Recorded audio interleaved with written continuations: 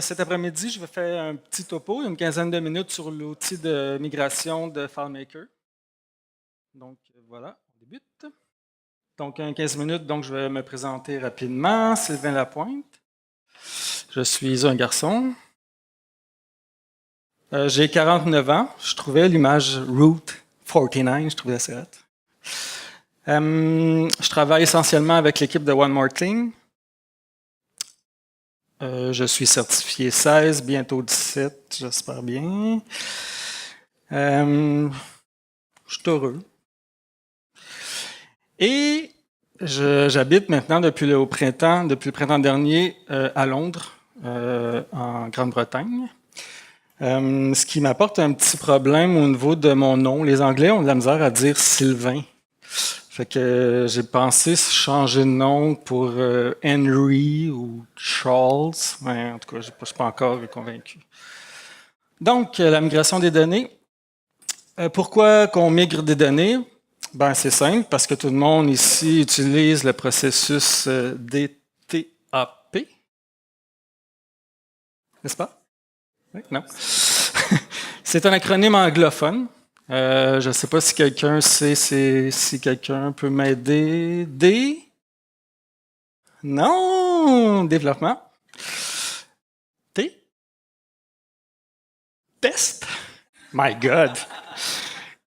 Il est un peu plus difficile celui-là. Acceptance, voilà. Et P? Production, voilà. Donc, évidemment, c'est la méthode préconisée dans tout bon développement, c'est-à-dire on développe, on teste, le client teste, puis une fois que c'est accepté, on le passe en production. Donc, on peut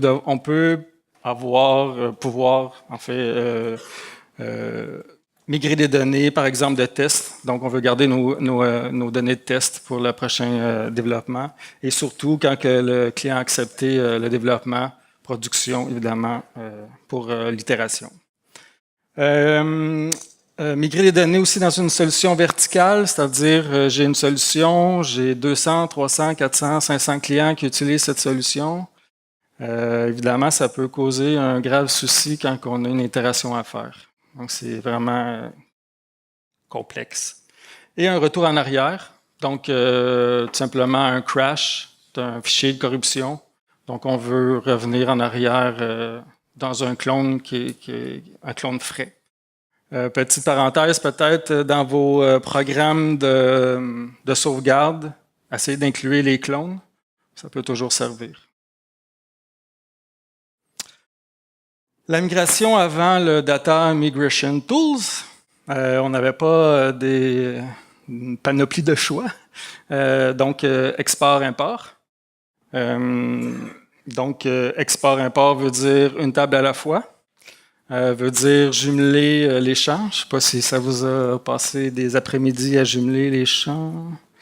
Puis ils se déplacent, puis si tu as renommé le champ, comment je l'ai renommé? Bref, c'est un peu... faut tenir compte du numéro de série, bien sûr. Prochain numéro de série. Impossible, dans ce cas-là, de migrer les comptes et les listes de valeurs. Et... évidemment, l'indexation des données après importation plutôt, qui peut être vraiment long et laborieux. Il y a la méthode de la recopie manuelle. Donc, on fait des changements en dev. Après ça, ça fonctionne, on le fait en prod. J'ai-tu oublié quelque chose? Donc, c'est ça, c'est une méthode, mais bon, ça peut causer des problèmes. Et il existe des outils de migration que personnellement j'ai utilisés, dont celui de Refresh.fm, qui était à l'époque et sans doute encore très bien. Sauf qu'évidemment, les migrations se faisaient le soir ou le week-end parce que ça pouvait prendre plusieurs heures. Donc, quand tout allait bien sûr. Y en a-tu qui ont déjà utilisé Refresh.fm ou G60 Depot? Non? My God. OK, le Data Migration Tools. Le DMT est sorti avec la version 17 de FileMaker. Donc, c'est un outil en ligne de commande Donc, à quoi ressemblent les lignes de commande? Ça ressemble à ça, on voit bien. Bref, il faut tout rentrer manuellement les chemins et tout, et les options, on verra tantôt. C'est un outil qui fonctionne sur Mac et Windows, 64 bits, multithread, génial. Puis qui migre les données de format FMP12. FileMaker a testé des fichiers de FileMaker 16 et 17. Ils disent pas que ça ne fonctionne pas avec les autres versions, là, mais bref, je sais pas s'il y en a qui ont déjà testé des migrations en fichier 15 ou... Non? OK. Voilà. Comment on se procure l'outil? L'outil n'est pas gratuit. On l'obtient avec un abonnement au FileMaker Developer Subscription ou avec le FileMaker Business Alliance. Dans mes références, j'ai mis les liens là, si ça vous intéresse. Qui a déjà utilisé le Data Migration Tools? Quand même. Ce qui sera transféré, en fait, donc de la source vers le clone, donc on a toujours deux fichiers, une source et un clone. Donc, ce qui sera transféré, c'est les enregistrements, les index, génial, les record ID, le prochain numéro de série, police de caractère, liste de valeurs personnalisées, yeah! Compte utilisateur, yeah! Format régional, yeah! Parce qu'on sait très bien que quand on rouvre un clone, normalement, le clone prend le format de la machine. Dans ce cas-là, on transfère le format, donc pas de souci à avoir avec ça. C'est vraiment génial.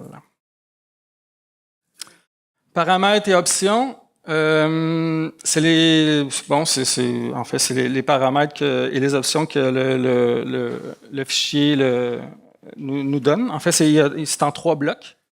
On a le bloc de source, donc le SRC. On a le bloc clone, puis on a des options. En fait, c'est assez simple. Là. Donc, on a le chemin de la source. Ensuite, on a le compte et un mot de passe. Et si le fichier est crypté, il faut mettre la clé de décryption. Même chose pour le clone. C'est les mêmes choses. Ensuite, on a quelques options. Donc, au niveau de la target, ça veut dire qu'on peut forcer le fichier migré à un endroit précis.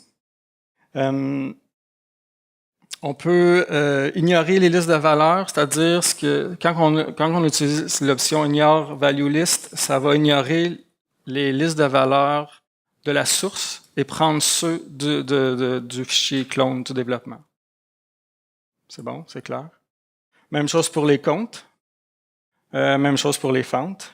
Puis après ça, on a un mode verbose avec un log, puis un mode quiet où on a juste un summary à la fin. J'ai mis fresh clone parce que c'est important. Un clone reste un clone tant qu'il n'est pas ouvert. Une fois qu'il est ouvert, oubliez ça, c'est plus un clone, donc ne fonctionnera plus avec le Data Migration Tools. Un petit rappel pour le clone, donc fichier, enregistrer une copie. On sélectionne clone. Et voilà. Petite astuce aussi, si vous rentrez tout en ligne de commande, vous voyez entre copie en haut, pas copie mais clone, excusez, il y a un espace.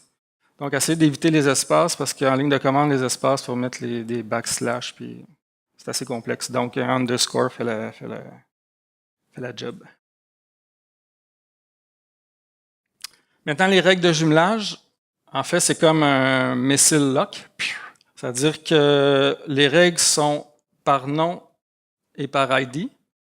J'ai pris une capture d'écran d'un log, puis ça donne que ça fit avec les règles. Donc, le nom et l'ID, on le voit en haut. Donc, first name and ID, l'ID interne. Après ça, par nom.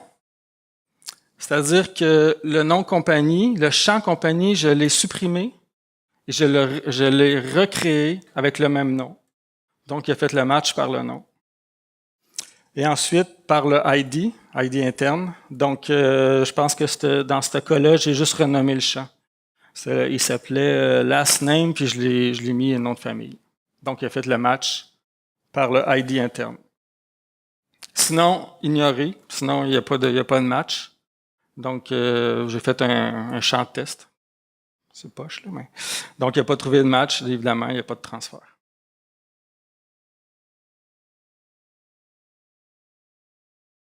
Les comptes utilisateurs utilisent le même principe pour le match avec les jeux de privilèges. Donc, il va essayer de trouver le jeu de privilège par nom ID, par nom par ID. Puis si le jeu de privilège n'existe pas, on va avoir un unmapped privilege set. Privilege set.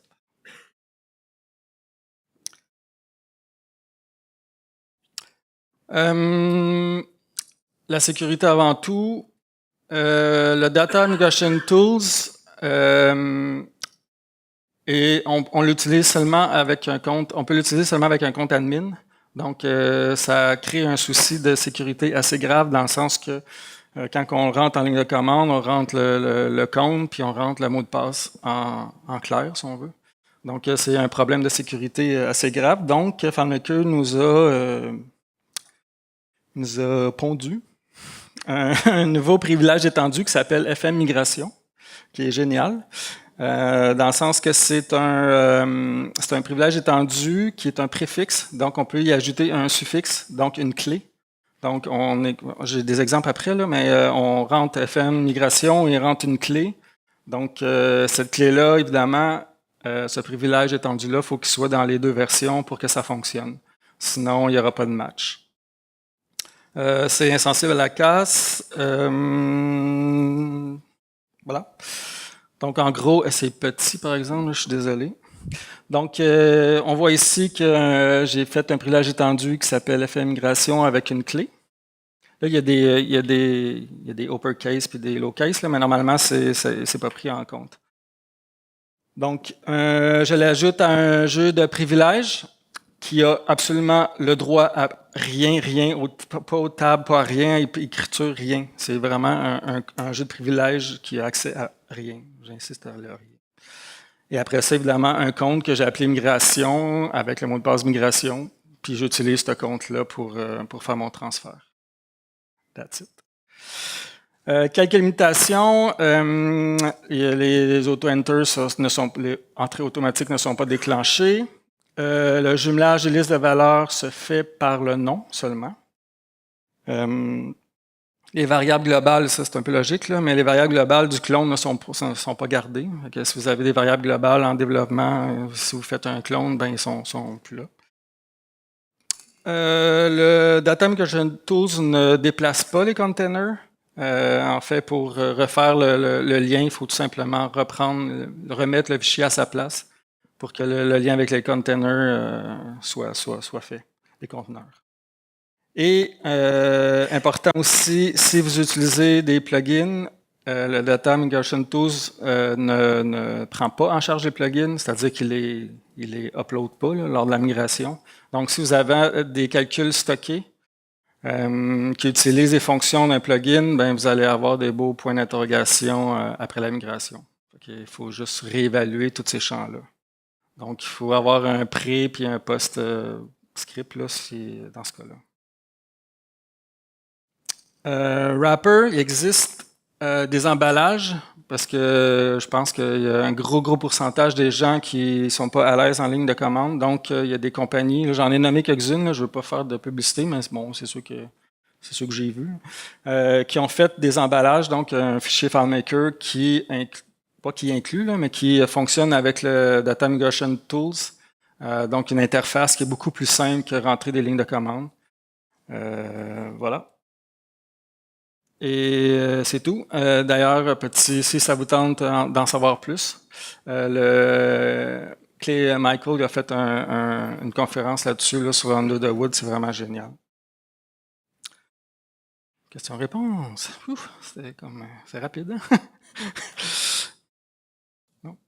Si vous voulez une petite démo, là, quoique c'est pas rien d'extraordinaire, mais c'est en fait là pour conclure tout ça, là, c'est ultra rapide. Vraiment ultra rapide. Pour des migrations qui peuvent prendre 5 à 6 heures, là, ça se fait en 15 minutes, une demi-heure maximum. C'est vraiment rapide. Oui. Bonne question. Comment qu'on fait pour différencier? Si on est sur un serveur et qu'il y a des fichiers dessus, comment qu'on fait pour différencier que c'est un fichier qui a été fait en 15 ou en 16? Ça, je pense pas que... Ouais, c'est... Bonne question. Donc, théoriquement, ça devrait fonctionner au niveau de la migration. Print screen. Mais je pense qu'en ligne de commande, tu peux faire une sortie. Là, je ne suis pas un expert en ligne de commande, là, mais tu peux sûrement faire une sortie, un print. Là. Ouais, sinon, un copier-coller, c'est vraiment le plus simple. Oui, il peut être gigantesque, ça, c'est sûr. Non. Ah ben, c'est ça, c'est ça. En ligne de commande, tu peux sûrement... ouais. Sylvain, Oui. Un petit point d'attention. Oui. Pour l'instant, le système comporte un petit bug. Si jamais vous créez une nouvelle rubrique dans votre nouvelle solution, l'index de cette rubrique sera corrompu après un passage dans le Migration Tool. Donc il suffit de passer le fichier réalisé pour reconstruire les index après, mais a priori maintenant le système, donc il y a ce problème pour les nouvelles rubriques. N'importe quelle nouvelle rubrique, oui. Donc au final, à l'arrivée, cette rubrique est vide, donc on pourrait imaginer sans index, mais dès qu'on va entrer des données dedans et faire une recherche ou n'importe un tri, l'index ne réagit pas. Et, donc... Juste pour rebondir sur ce que tu viens de dire, est-ce que réindexer la rubrique, ça suffit ou tu fais un recover dessus? Réindexation suffit. D'ailleurs, le Data Migration Tools n'est pas un outil de recover. En passant. Petit détail important. C'est bon? Je sais que Martial avait besoin de temps.